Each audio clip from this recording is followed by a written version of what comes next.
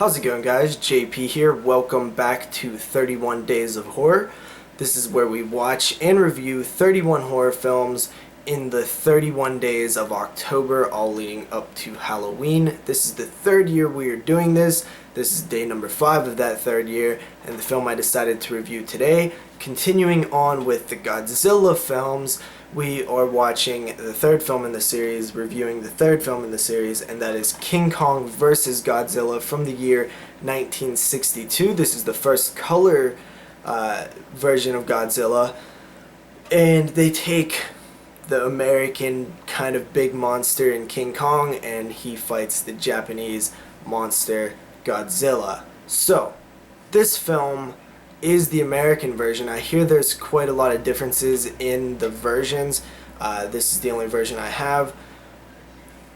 There are kind of two different stories going on in King Kong vs. Godzilla. The first story follows a submarine that kind of unleashes Godzilla from a glacier. Now, I'm not certain if it's the Godzilla from Godzilla Raids Again or an entirely new Godzilla, because the Godzilla in Godzilla Raids Again was not the Godzilla from the original Godzilla. So is this the third Godzilla or the second Godzilla? Who knows? Because at the end of Godzilla Raids Again, it would make sense if it was him, but it kind of, they don't really specify. Who knows? Once again. So Godzilla immediately makes a straight run towards Tokyo. They say that it has something to do with his natural instincts to go back to Tokyo.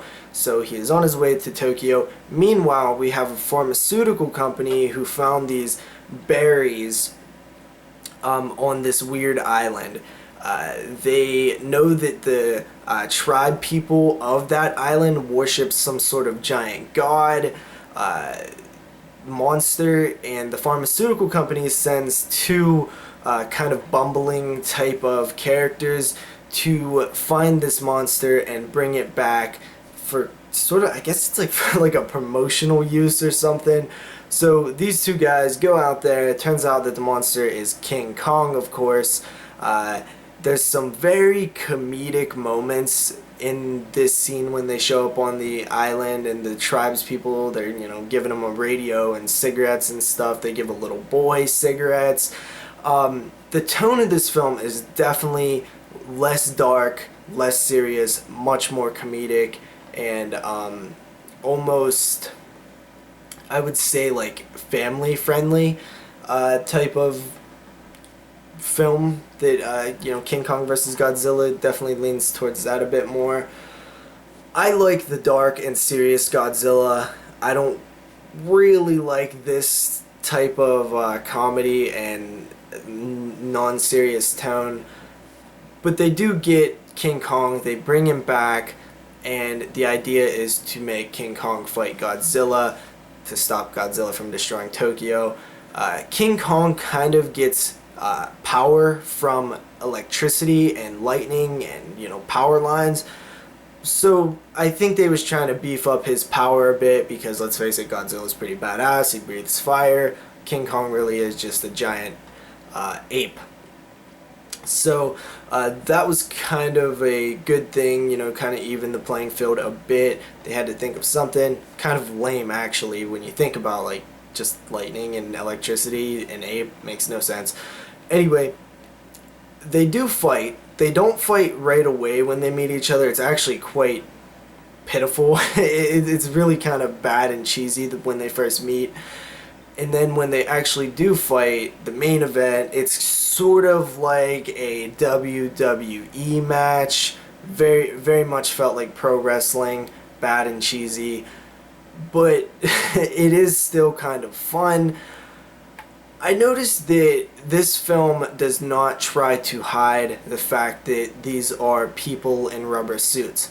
Godzilla and Godzilla Raids Again did a very good job of hiding the fact that these are people in suits by cinematography and lighting, camera angles. All of that stuff really helped hide the fact, disguise the fact that these are guys in suits. maybe also the black and white kind of lent itself to disguising the flaws of the suits a little easier. This film, King Kong vs. Godzilla, does not try to hide it at all. Full blown, front and center, guys in suits fighting. Miniatures don't look as good.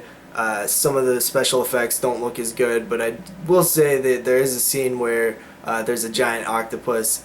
It kind of looked bad in a certain way, but it added a bit of charm that you only get from old movies like this, and I very much enjoyed that scene. So overall, King Kong vs. Godzilla, I didn't love. I didn't hate it either. There was things I liked about it, things I didn't like about it. I definitely prefer Godzilla and Godzilla Raids again to King Kong vs. Godzilla, but this one has its own place in my sort of. I do like it, is what I'm trying to say, just not as much as those films. I give it a 6 out of 10. See you guys next time with another review. Thank you for joining me. See you tomorrow.